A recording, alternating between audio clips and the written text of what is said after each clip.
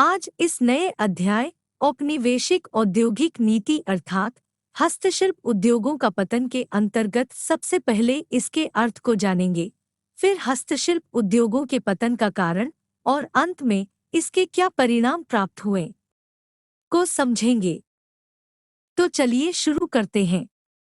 कृपया इस चैनल को सब्सक्राइब और अपने करीबी दोस्तों को अवश्य साझा करें ताकि यह एक छोटी सी प्रयास सार्थक हो सके।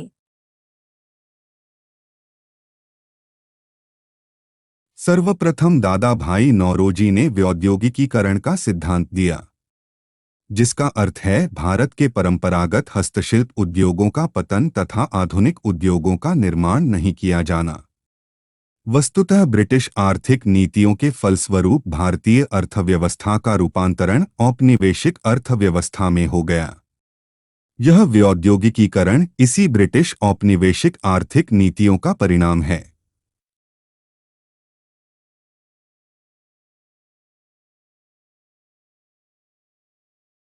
ब्रिटिश सरकार ने अपनी साम्राज्यवादी नीति के तहत अनेक भारतीय राज्यों को ब्रिटिश राज्य का हिस्सा बनाया और देशी रियासतों पर नियंत्रण स्थापित किया। ये रियासतें और उनके शासक हस्तशिल्पों के संरक्षणकर्ता एवं खरीदार थे।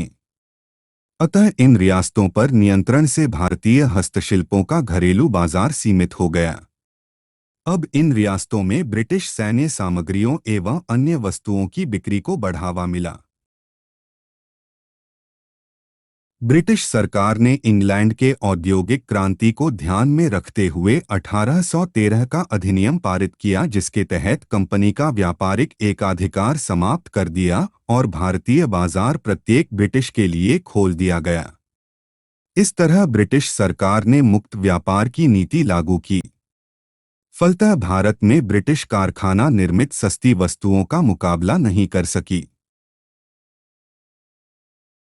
ब्रिटेन ने अपने यहाँ भारत निर्मित वस्तुओं के आयात पर उच्च शुल्क लगाया, जिससे भारतीय वस्तुएं महंगी हो जाएं।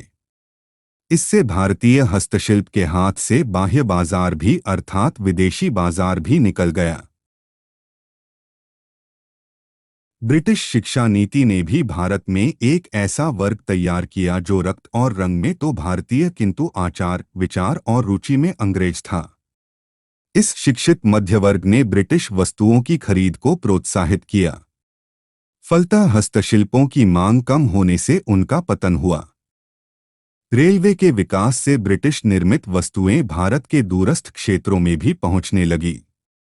फलतः भारतीय हस्तशिल्पों का बाजार सीमित हुआ। हस्तशिल्प उद्योगों के पतन का परिणाम। सकारात्मक परिणाम। भारतीय हस्तशिल्प उद्योगों के पतन के सैद्धांतिक दृष्टि से भारत में आधुनिक उद्योगों के निर्माण का मार्ग प्रशस्त किया। वस्तुतः प्राक पूंजीवादी उद्योग अर्थात हस्तशिल्प उद्योग का पतन पूंजीवादी औद्योगिक विकास के लिए महत्वपूर्ण माना जाता है। भारतीय हस्तशिल्प उद्योगों के पतन का नकारात्मक परिणाम। भारतीय हस्तशिल्प उद्योगों का पतन तो हुआ किंतु आधुनिक उद्योगों का विकास नहीं हुआ। अतः बड़ी संख्या में शिल्पकार बेरोजगार हुए और वे कृषि क्षेत्र में कार्य करने हेतु बाध्य हुए। अतः कृषि पर बोझ बढ़ा और पहले से पिछड़ रही कृषि और भी पिछड़ गई। वस्तुतः कृषि प्रति व्यक्ति निर्भरता बढ़ी तो दूसरी तरफ नकदी फसलों की खेती करने एवं अधिकतम भूराजस्व राशि का भुगतान करने के कारण ऋणग्रस्तता बढ़ी, तो साथ ही नकदी फसलों की खेती एवं खाद्यान्न के निर्यात के कारण खाद्यान्न में कमी भी आई। फलतः अकाल की स्थिति पैदा हुई। भारतीय अर्थव्यवस्था हस्तशिल्प उद्योग एवं कृषि के परस्पर सहयोगात्मक संबंध पर आधारित थी, किंतु हस्तशिल्प उद्योगों के पतन से यह संबंध टूट गया और भारत पूर्णतः एक ऐसे कृषि प्रधान देश के रूप में सामने आया जो कच्चे माल का निर्यातक एवं निर्मित वस्तुओं का आयातक था। फलतः भारत का आर्थिक विकास अवरुद्ध हुआ।